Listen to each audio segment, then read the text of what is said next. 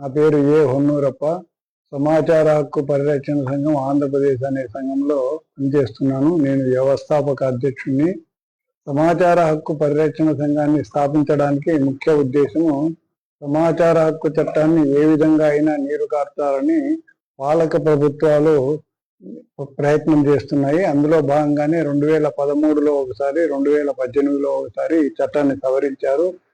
ఆ సవరణ రాజకీయ పార్టీలు అన్నీ కలిసి కూడా భారత పార్లమెంటులో వాళ్ళకి మధ్య ఏకాభిప్రాయం లేకున్నా కూడా 2013లో రాజకీయ పార్టీలు అన్నీ కూడా వాళ్ళకు వచ్చే ఫండ్స్ అన్ని కూడా ప్రజలకు తెలియజేయాలని చెప్పేసి కేంద్ర సమాచార కమిషన్ తీర్పిస్తే ఆ తీర్పును అమలు చేయకుండా పార్లమెంటులో 6 రాజకీయ పార్టీలు, కాంగ్రెస్ కావచ్చు, బీజేపీ కావచ్చు, తర్వాత బిఎస్పి కావచ్చు, నేషనల్ కాంగ్రెస్ పార్టీ కావచ్చు, తర్వాత సిపిఐ కావచ్చు, సిపిఎం, ఈ 6 రాజకీయ పార్టీలు కూడా భారత పార్లమెంటులో ఏకమై 2013లో చట్టాన్ని సవరణ చేసి రాజకీయ పార్టీలు ప్రజలకు విరాళాలు ఏ విధంగా సేకరిస్తున్నాయో చెప్పకుండా అయిపోయినాయి.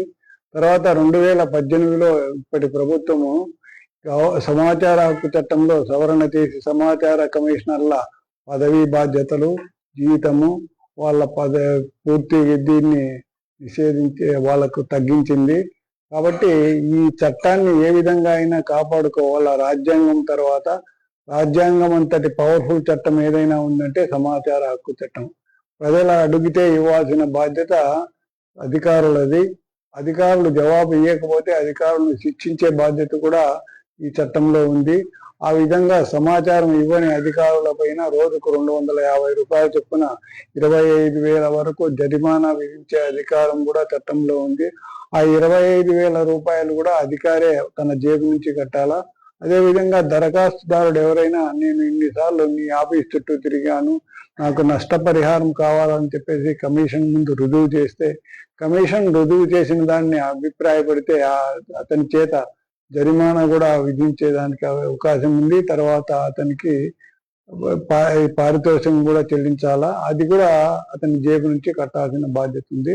కాబట్టి ఇవన్నీ కూడా ప్రభుత్వ యంత్రాంగాలను పని చేయించాల్సిన బాధ్యత ప్రజలది. కాబట్టి ప్రభుత్వ యంత్రాంగాలను, ముఖ్యంగా సమాచార హక్కు చట్టం యొక్క ముఖ్య ఉద్దేశం పరిపాలనలో పారదర్శకత, అధికారుల్లో జవాబుదారీతనాన్ని నింపి తద్వారా అవినీతిని తగ్గించాలనే ఆశయంతో తెచ్చిన ఈ చట్టం సక్రమంగా అమలు కాలేదు. 20 సంవత్సరాలైన చట్టం వచ్చి 20 సంవత్సరాల తర్వాత కూడా చాలా మంది అధికారులకు, ప్రజలకు తెలియదు. కాబట్టి ఆ ప్రజలకు, అధికారులకు తెలియజెప్పాల్సిన బాధ్యత ప్రభుత్వ యంత్రాంగాల మీద ఉంది. ఆ ఉద్దేశంతో మేము ఈ చట్టాన్ని ముందుకు తీసుకెళ్తున్నాము. మా సంఘం ద్వారా ఇప్పుడు 9వ జిల్లా మహాసభలో 28/12/2025 తేదీ ఆదివారం ఉదయం 10 గంటల నుండి సాయంకాలం 5 గంటల వరకు అనంతపురంలోని సెంట్రల్ లైబ్రరీ సమావేశ హాలు యందు జరుపుతున్నాము. ఈ మహాసభలకు అందరినీ ఆహ్వానించడానికి భాగంగా ఈ తాడిపత్రికి రావడం జరిగింది. అందులో భాగంగా హ్యూమన్ రైట్స్ కమిషన్ కు సంబంధించి పనిచేస్తున్నటువంటి సరస్వతి మేడం గారిని కూడా ఆహ్వానిద్దామని ఈ హాల్కు రావడం జరిగింది. కాబట్టి సరస్వతి మేడం గారు కూడా సమావేశాలకు హాజరై సమావేశంలో మేము చర్చించే విషయాలు ముఖ్యంగా ప్రభుత్వ యంత్రాంగాలు ఈరోజు వాళ్ళకు కేటాయించిన విధులు వాళ్ళు సక్రమంగా నిర్వర్తించలేదు. కాబట్టి అనంతపురం జిల్లా పూర్తి వెనుకబడింది. దానికి పూర్తి కారణం మా ఉద్దేశంలో అయితే అధికారులది. ఎందుకంటే అధికారులు సక్రమంగా వాళ్ళకు కేటాయించిన విధులు వాళ్ళు సక్రమంగా నిర్వర్తిస్తే ఏమాత్రం కూడా వాళ్ళు చేయలేదు. ఉదాహరణకు 9 గంటల నుంచి 4 గంటల వరకు ఉండాల్సిన డాక్టర్లు డ్యూటీలో ఉండడం లేదు. అదేవిధంగా 10:30 నుంచి 5 గంటల వరకు ఉన్న ఆఫీస్ అవర్స్లో ఉండవలసిన ఆఫీసర్లు ఉండడం లేదు, మధ్యలోనే వెళ్ళిపోతున్నారు. ఎక్కడికి వెళ్ళిపోతున్నారు, ఏం చేస్తున్నారు అనేది కూడా ఎవరికి తెలియదు. మూమెంట్ రిజిస్టర్ రాసిపోవాలి జనరల్గా అయితే. ఎందుకంటే బయటికి ఏ దేనికి పోయినారు, ఎక్కడ పోయినారు అనేది మనకు తెలుసాలి ప్రజలకు. కాబట్టి అదేవిధంగా సుప్రీంకోర్టు సీసీటీవీ కెమెరాలు ప్రతి పోలీస్ స్టేషన్లోనూ ఎక్కడైతే ఇది జరుగుతుందో వాళ్ళ అక్కడ చోటంతా కూడా సీసీ కెమెరాలు పెట్టాలని చెప్పేసి ఈవెన్ గూఢచార సంస్థలకు కూడా ఆదేశించింది. ఈరోజు ఆ సీసీటీవీ కెమెరా ఫుటేజీలు కూడా దాదాపు 1.5 సంవత్సరం భద్రపరచాలా, కనీసం 1 సంవత్సరం అయినా భద్రపరచాలా. ఎవరైనా బాధితుడు అడిగితే ఆ సీసీటీవీ టీవీ కెమెరా ఫుటేజీలు కూడా ఇవ్వాలని చెప్పేసి సుప్రీంకోర్టు ఆర్డర్ ఇచ్చింది. కానీ దాన్ని కూడా అమలు చేయడం లేదు. కాబట్టి ఇట్లాంటివన్నీ కూడా చర్చించి రేపు సమావేశంలో తీర్మానాలు ప్రవేశపెడుతున్నాము. అందులో భాగంగా 20 తీర్మానం ముసాయిదా డిమాండ్ పెట్టాము. ఆ ముసాయిదా డిమాండ్లన్నీ కూడా కరపత్రం ద్వారా ప్రజలకు తెలియజేస్తున్నాము. ఆ ప్రజలందరూ కూడా సమావేశాలకు హాజరై ఆ సమావేశంలో తీసుకునే నిర్ణయాలు అమలు చేయడానికి ముఖ్యంగా ఆ రోజు సమావేశానికి మేము జిల్లా కలెక్టర్ గారిని ఆహ్వానిస్తున్నాము. జిల్లా కలెక్టర్ గారిని ఆహ్వానించడానికి కూడా ముఖ్య కారణం ఏమంటే సమాచార హక్కు చట్టం జిల్లాలో సక్రమంగా అమలు చేయాల్సిన బాధ్యత జిల్లా కలెక్టర్ గారు.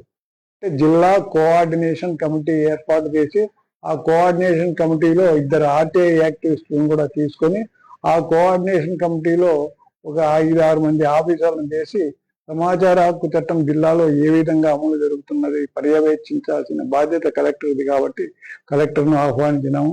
అదేవిధంగా వైద్య ఆరోగ్య శాఖ అధికారిని కూడా ఆహ్వానించినాము. వైద్య ఆరోగ్య శాఖ అధికారిని ముఖ్య కారణం ఏమంటే ఈరోజు పబ్లిక్ హాస్పిటల్ కావచ్చు, ప్రైవేట్ హాస్పిటల్ కావచ్చు, చాలా మంది పేషెంట్లకు వాళ్ళకు కంట్లో మంచి అద్దం వేస్తామని, తర్వాత మీకు శస్త్రచికిత్స ఏదైనా మంచి స్టంట్ వేస్తామని, సిజేరియన్స్ మంచివి చేస్తామని చెప్పేసి, తర్వాత స్పెషల్ డాక్టర్ని ఎవరైనా పిలిపించినాము ఈరోజు అని చెప్పేసి ఆ స్పెషల్ డాక్టర్ని పిలిపించకనే వాళ్ళకు ఫీజులు వేసి డిశ్చార్జ్ అయ్యేటప్పుడు వాళ్ళకు వేలకు వేలు వసూలు చేస్తున్నారు. దాన్ని దృష్టిలో పెట్టుకొని కేంద్ర సమాచార కమిషనరు ప్రతి పేషెంట్కి కూడా ఏ రోజు కేసీట్ ఆ రోజే అందజేయాలా, ఎందుకంటే ఆ రోజు ఏం జరిగింది, రేడియాలజీ ఏమి ఇది ఇచ్చినాడు, తర్వాత ఏం టెస్టులు చేసినారు, తర్వాత ఫిజిషియన్ ఏం సజెషన్ ఇచ్చినాడు, సర్జన్ ఏం సజెషన్ ఇచ్చినాడు, ఏ డాక్టర్ వచ్చి చెక్ చేసినాడు, ఏ నర్సు వచ్చి చెక్ చేసిండేది అనేది డీటెయిల్గా రాస్తారు కేసీట్లో. కాబట్టి ఆ కేసీట్ ఏ రోజు కేసీట్ ఆ రోజు ఇవ్వాలని చెప్పేసి ఇచ్చిన తీర్పును కూడా ఈరోజు అమలు కావడం లేదు. అదేవిధంగా ప్రైవేట్ హాస్పిటల్స్ అన్ని కూడా డిఎంహెచ్ఓ దగ్గర రిజిస్ట్రేషన్ అవుతాయి. ప్రతి ప్రైవేట్ హాస్పిటల్ కూడా మినిమం ఆ బెడ్ స్ట్రెంగ్త్ లో 5% బెడ్స్ బీద వాళ్లకు అలాట్ చేసి ఆ బీద వాళ్లకు ఉచితంగా వైద్యం చేయాలని చెప్పేసి ఒక ఆర్డర్ కూడా ఇచ్చినారు, జీవోను. తర్వాత ఏదైనా ప్రతి హాస్పిటల్ కూడా మినిమం 2 గ్రామాలు దత్తత తీసుకొని ఆ గ్రామాల్లో ఉండే బీద వాళ్లకు ఉచితంగా వైద్యం అందించాలని చెప్పేసి ఉన్నది ఆర్డరు. కాబట్టి ఇవన్నీ కూడా మేము రేపు చర్చించి ఈ డిమాండ్ల రూపంలో కలెక్టర్ గారికి సమర్పించాలని మేము నిర్ణయించుకున్నాము. అందులో భాగంగా సరస్వతి మేడం గారు వాళ్ళ టీం అంతా కూడా సమావేశాల్లో పాల్గొని రావాల్సిందిగా విజ్ఞప్తి చేస్తూ ఎస్టీ యాజమాన్యానికి, సిబ్బందికి, ఇక్కడ హాజరైన వాళ్ళందరికీ కూడా నమస్కారాలు తెలియజేస్తూ ముగిస్తున్నాం.